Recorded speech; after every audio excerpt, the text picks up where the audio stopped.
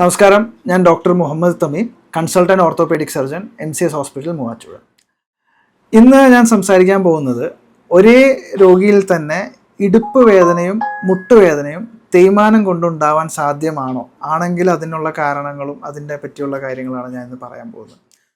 അപ്പോൾ പലപ്പോഴും നമുക്ക് ഒന്നില്ലെങ്കിൽ മുട്ടുവേദന അല്ലെങ്കിൽ ഇടുപ്പ് വേദന വളരെ കോമൺ ആയിട്ട് OP-യിൽ വരുന്നതാണ്. നമ്മൾ ഇതിനെപ്പറ്റി ആലോചിക്കുകയാണെങ്കിൽ നമ്മുടെ ഇന്ത്യൻ സബ് കോണ്ടിനെൻറ്റിൽ നമ്മുടെ റേസ് ഉള്ള ആളുകൾക്ക് പൊതുവെ പ്രൈമറി ഓസ്റ്റിയോ ആർത്രൈറ്റിസ് ഓഫ് നീ, അതായത് മുട്ടിൻ്റെ തേയ്മാനം പ്രായാധിക്യം കൊണ്ടോ കാലക്രമേണ വരുന്ന തേയ്മാനമാണ് ഇടുപ്പിൻ്റെ തേയ്മാനത്തിനേക്കാൾ കൂടുതലുള്ളത്.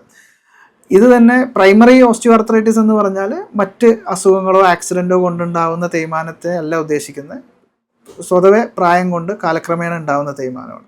ഇനി പാശ്ചാത്യരിൽ നോക്കുകയാണെങ്കിൽ നേരെ തിരിച്ചാണ്. അവർക്ക് സാധാരണഗതിയിൽ ഇടുപ്പിൻ്റെ പ്രൈമറി ഓസ്റ്റിയോ ആർത്രൈറ്റിസ് ഓഫ് ഹിപ്പാണ് അവരിൽ കൂടുതലായിട്ട് കാണുന്നത്. ഇനി ചില ആളുകൾക്ക് മുട്ട് തേയ്മാനവും ഇടുപ്പിൻ്റെ തേയ്മാനവും ഒരുപോലെ കാണാൻ സാധ്യതയുണ്ട്. അതുമാത്രമല്ല, ചിലപ്പോൾ രണ്ട് സൈഡിലുള്ള ഇടുപ്പും രണ്ട് സൈഡിലുള്ള മുട്ടും മറ്റ് ജോയിൻറ്റുകളിലും എല്ലാത്തിലും ഒരുമിച്ച് ഈ ആർത്രൈറ്റിസ് എന്ന് പറഞ്ഞൊരു അവസ്ഥ, തേയ്മാനവും വേദനയും എല്ലാം ബന്ധപ്പെട്ടുള്ള അവസ്ഥ ഉണ്ടാവാറുണ്ട്.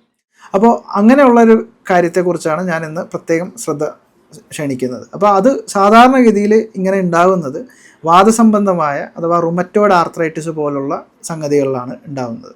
അപ്പോൾ ഇങ്ങനെയുള്ള രോഗികൾക്ക് പൊതുവേ രാവിലെ എഴുന്നേൽക്കുമ്പോൾ തന്നെ എല്ലാ ജോയിൻറ്റുകൾക്കും ബുദ്ധിമുട്ട്, വേദന, സ്റ്റിഫ്നെസ്, അങ്ങനെ പല പ്രയാസങ്ങളുണ്ടാവും.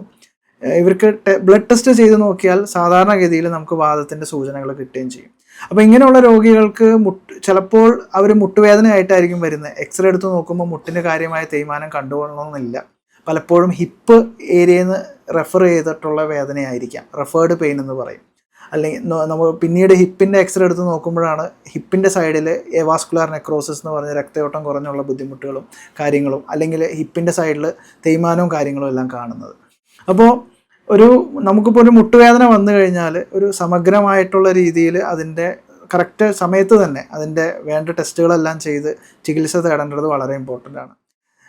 തുടക്കത്തിലുള്ള സ്റ്റേജിലാണ്, പ്രത്യേകിച്ച് വാതസംബന്ധമായിട്ടുള്ളതാണെങ്കിൽ മരുന്ന് ചികിത്സ മാത്രം മതിയാവുന്നതാണ്. നമ്മൾ വേറെ സർജറിയോ പ്രൊസീജിയറിലോട്ടൊന്നും പോവാതെ കറക്റ്റായിട്ടുള്ള മരുന്നുകൾ കറക്റ്റ് സമയത്ത് കഴിക്കുകയാണെങ്കിൽ അത് ഒരു ജോയിൻറ്റിനെ മാത്രമല്ല, ശരീരത്തിലെ മൊത്തത്തിലുള്ള വെൽബീയിങ്ങിനെയും മറ്റ് ജോയിൻറ്റിൻ്റെ ആരോഗ്യത്തെയും നല്ല രീതിയിൽ അത് പ്രൊട്ടക്റ്റ് ചെയ്ത് നിർത്തും.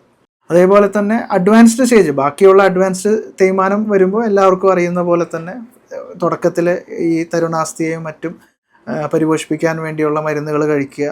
തുടർന്ന് ഇഞ്ചക്ഷനോ വല്ല സ്കോപ്പ് ഉണ്ടെങ്കിൽ ഈ പ്ലേറ്റ്ലെറ്റ് റിച്ച് പ്ലാസ്മ PRP ഇഞ്ചക്ഷനോ വിസ്കോ സപ്ലിമെൻറ്റേഷൻ എന്ന് പറഞ്ഞ ഇഞ്ചക്ഷൻസോ ഒക്കെ പോസിബിളാണ്.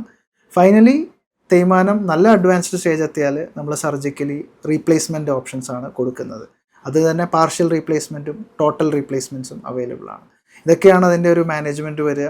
അപ്പോൾ മുട്ട് തേയ്മാനോ ഇടുപ്പ് തേയ്മാനോ അല്ലെങ്കിൽ ആ മുട്ടുവേദന ഇടുപ്പ് വേദന കുറേ നാളുണ്ടെങ്കിൽ ആ വേദന കൊണ്ട് നടക്കാതെ സംയോജിതമായിട്ട് വന്ന് കണ്ടു കഴിഞ്ഞാൽ കൂടുതൽ കോംപ്ലിക്കേഷൻസ്, ഈ കാലുകൾ വളഞ്ഞു പോവുക, അതുമൂലം മറ്റ് ജോയിൻറ്റുകൾക്കുള്ള വേദനയും നടുവേദനയും മറ്റും വരാതിരിക്കാനായിട്ടത് സഹായമാണ്.